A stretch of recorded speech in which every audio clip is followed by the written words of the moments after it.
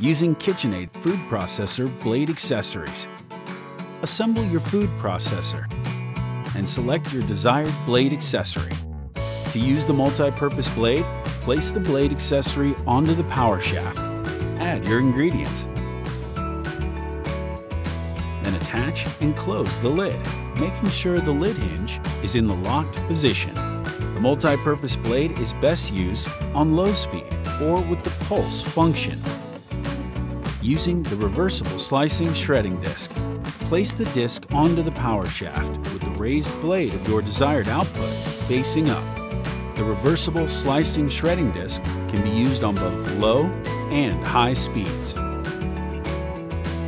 When finished, press the off button and allow the blade to come to a complete stop.